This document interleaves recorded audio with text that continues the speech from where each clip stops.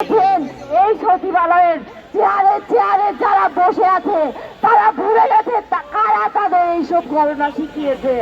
এইসব গণনা শিখিয়েছে আমাদের শিক্ষকেরা।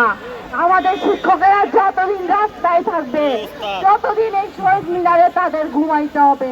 আমাদেরও ঘুম আসে না, আমাদেরও ঘুম আসে না। এই রাস্তায় শ্রমিকেরা আগুনে পুড়ে মরে যায়, শিক্ষকেরা রোদে পুড়ে আন্দোলন করতে হয়। হাইরে এই রাষ্ট্র কিভাবে বৈষম্যের বিরুদ্ধে লড়াই করবে? আমাদের আপনাদের সবাইকে নেমে আসতে হবে।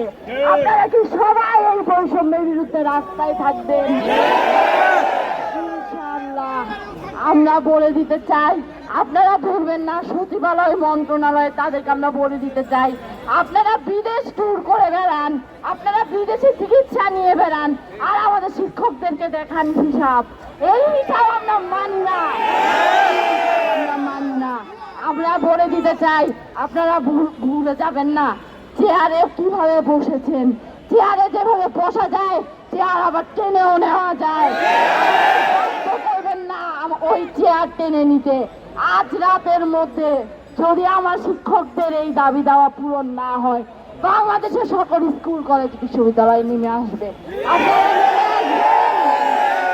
ইনশাআল্লাহ আমাদের শিক্ষকদের দাবি পূরণ করেই আমরা রাস্তা থেকে সরব।